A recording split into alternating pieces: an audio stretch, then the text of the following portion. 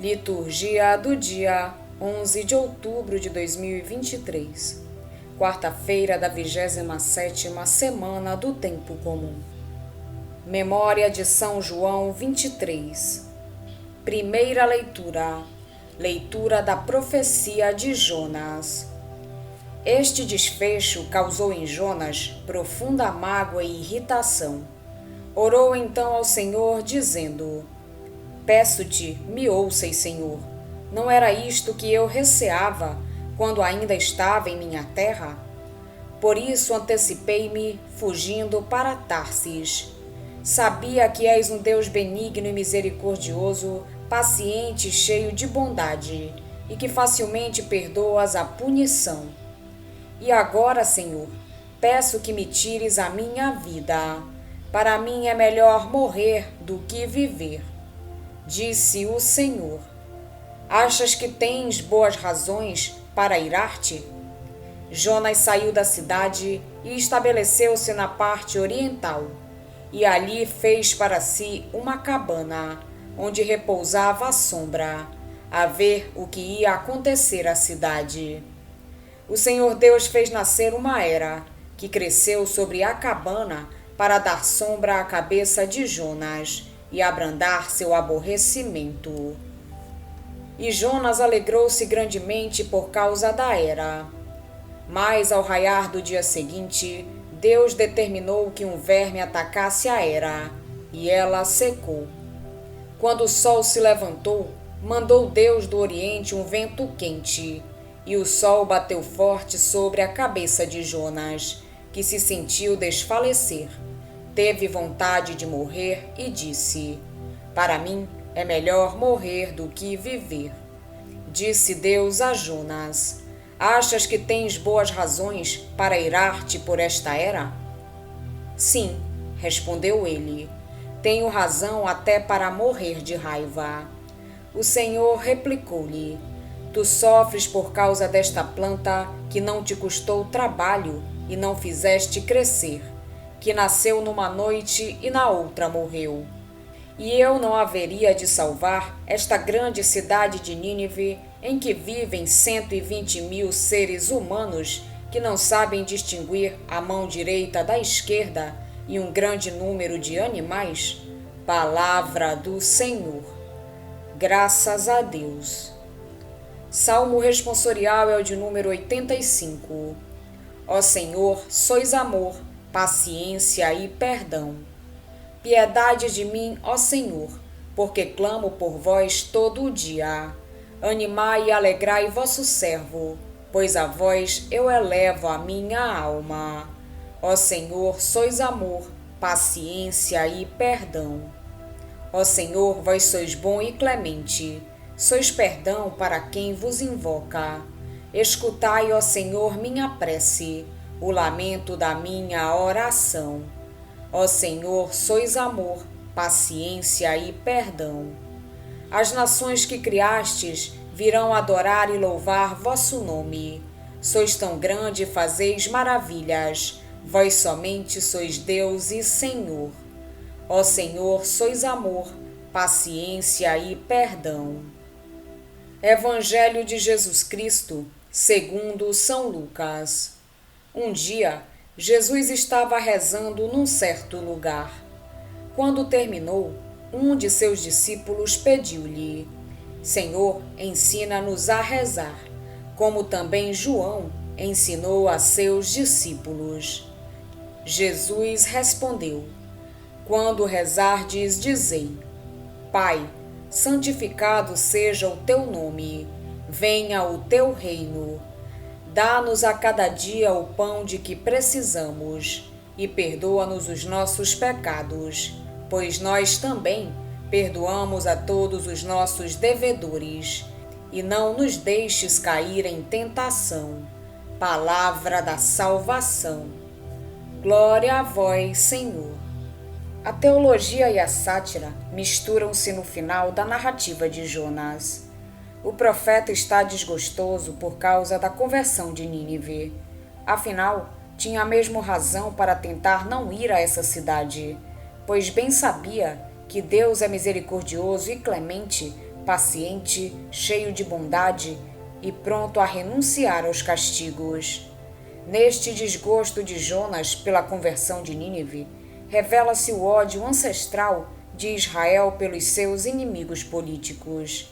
Mas Deus mostra-se misericordioso também para com o seu teimoso profeta, e quer ser misericordioso para com todos aqueles que pretendem impor-lhe os próprios pontos de vista. Deus converte o seu profeta dissidente, recorrendo às astúcias pedagógicas que o seu domínio sobre a natureza lhe permite. O livro termina com um desafio que continua atual. E eu não hei de compadecer-me da grande cidade de Nínive, onde há mais de 120.000 pessoas que não podem distinguir entre a sua mão direita e a sua mão esquerda e um grande número de animais?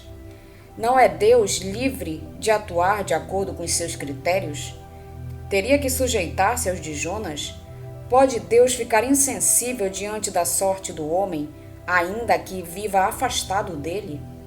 Dos pequenos sofrimentos pessoais, como os que a seca do ricino causa a Jonas, havemos de passar os sofrimentos bem maiores da humanidade, e não nos escandalizar por Deus querer usar de amor misericordioso para com todos.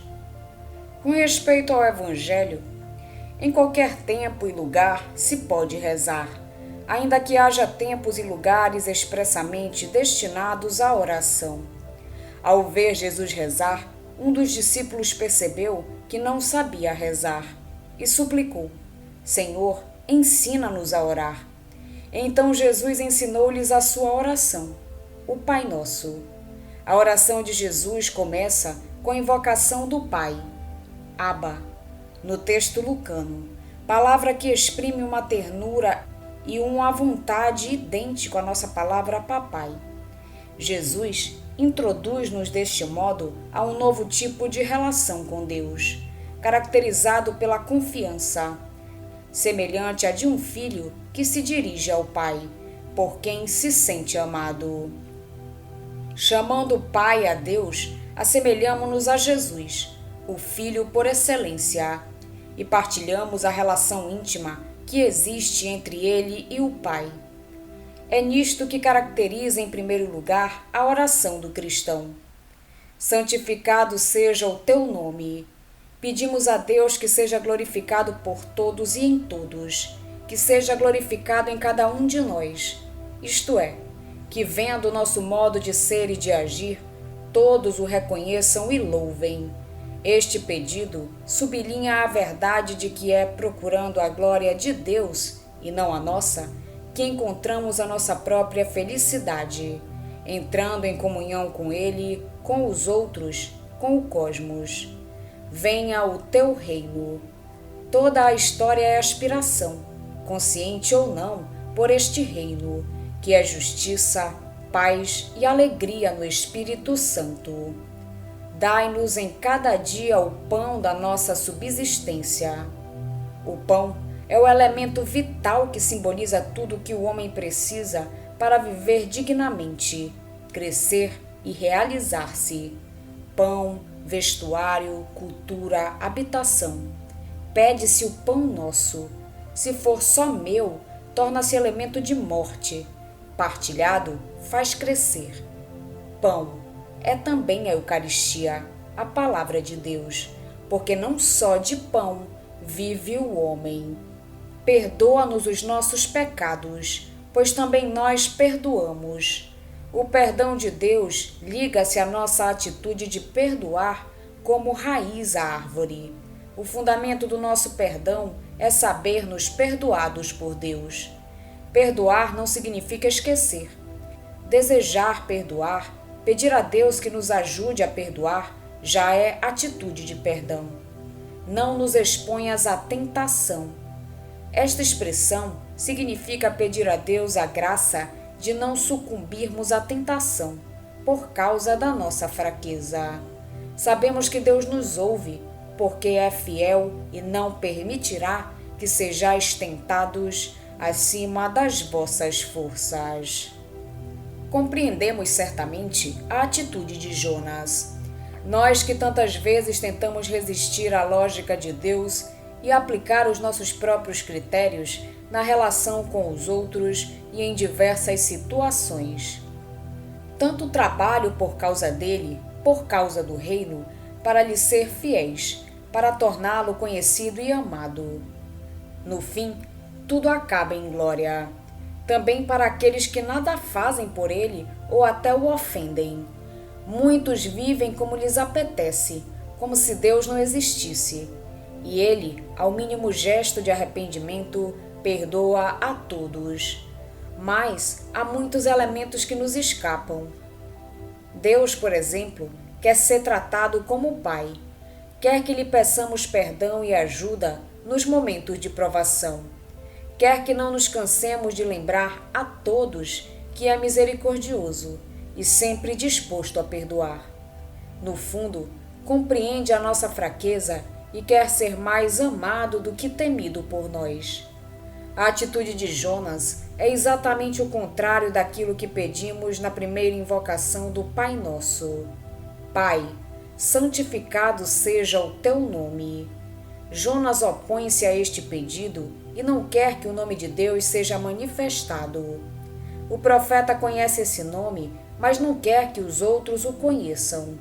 Eu sabia que és um Deus misericordioso e clemente, paciente, cheio de bondade e pronto a renunciar aos castigos, diz o profeta. Jonas conhecia, da revelação bíblica, o nome de Deus, que devia ser manifestado a todos. Mas isso opunha-se a gostos e à vontade de viver do profeta. Foi enviado a Nínive para anunciar: dentro de 40 dias, Nínive será destruída. Agora teima em que a profecia seja realizada. Caso contrário, perde a sua reputação de profeta. Mas a ameaça de Deus era condicionada: se não vos converterdes, perecereis. Os habitantes de Nínive converteram-se, e Deus está satisfeito por poder manifestar o seu nome, isto é, o seu amor, a sua ternura, a sua misericórdia. Dá uma lição a Jonas para que compreenda as motivações da compaixão para com aqueles que criou e a lógica de perdoar, de chamar à vida e não à morte. Quantas vezes também nós não aceitamos que Deus se manifeste como mansidão e paciência? Quantas vezes gostaríamos que Deus interviesse com violência, sem esperar que os homens se convertam? Quanto gostaríamos que os criminosos fossem eliminados da sociedade? As nossas reações espontâneas muitas vezes estão realmente em contradição com o primeiro pedido do Pai Nosso. Aprendamos a tolerância e a paciência de Deus. Sem elas, nem nós mesmos poderíamos ter esperança de salvação. Hoje a Igreja faz memória a São João 23. Ângelo Giuseppe Roncalli nasceu em 25 de novembro de 1881, em Sottilmonte, província de Bérgamo, Itália. Passou a infância na cidade natal, crescendo numa família rural de origens humildes. Em 1892, entrou no seminário de Bérgamo. Em 1895, começou a escrever as notas espirituais que depois fariam parte do Giornale dell'Anima. Em 1900, foi enviado a Roma, onde se formou em teologia. Em 1904, recebeu a ordenação sacerdotal. No ano seguinte, foi chamado pelo bispo Radini Tedeschi a voltar para Bérgamo, tornando-se o seu secretário, permanecendo ao seu lado até 1914, assimilando a sua vivacidade pastoral e o seu espírito reformador. Depois da experiência da guerra, tornou-se diretor espiritual no Seminário Maior. Em 1921, transferiu-se para Roma a fim de desempenhar o cargo de presidente do Conselho Central da Obra da Propagação da Fé.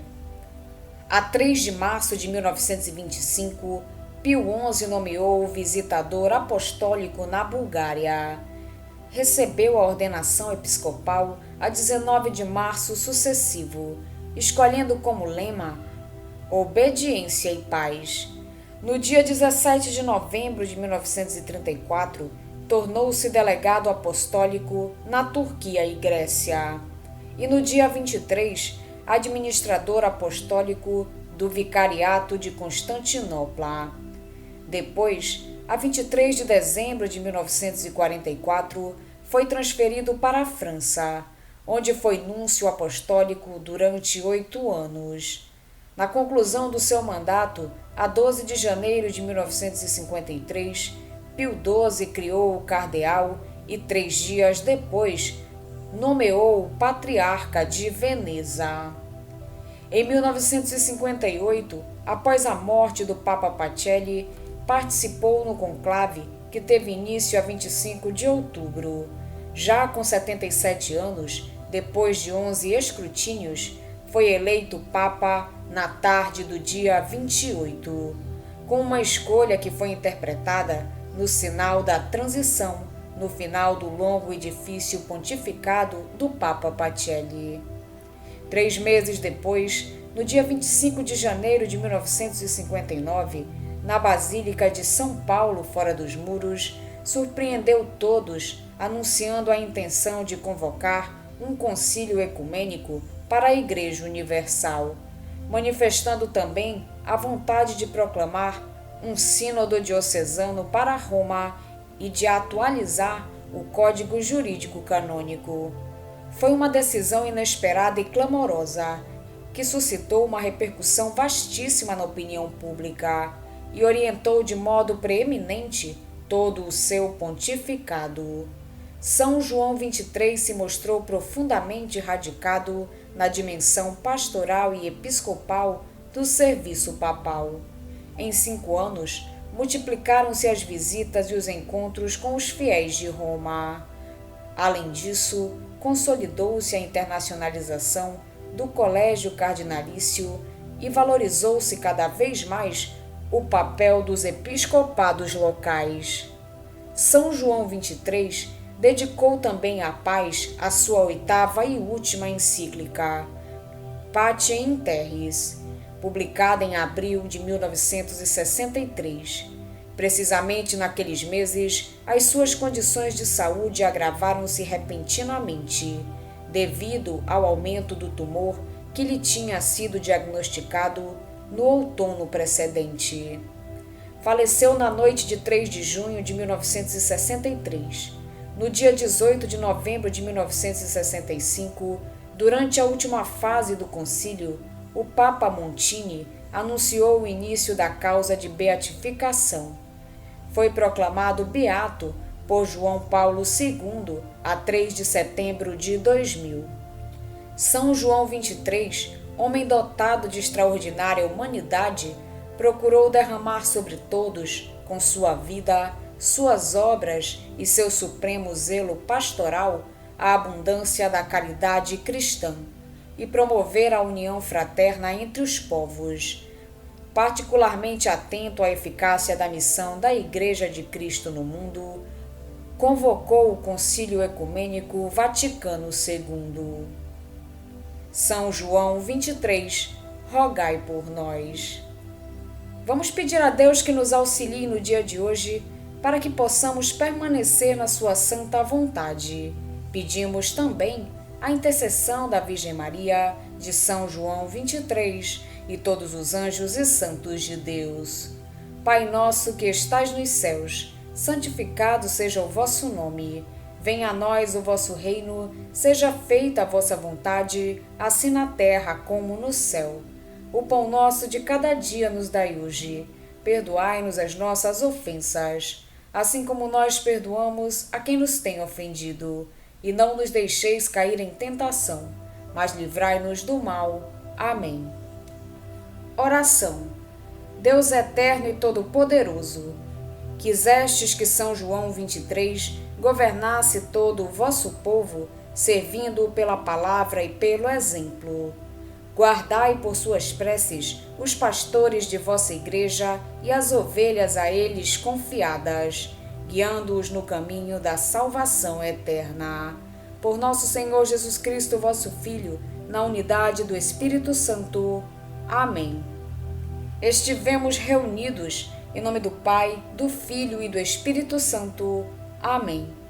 Tenham todos um abençoado dia. Fiquem na santa paz de Jesus. Se inscrevam no canal, deixem seu like e compartilhem essa mensagem com seus amigos. Um grande abraço e até o próximo vídeo.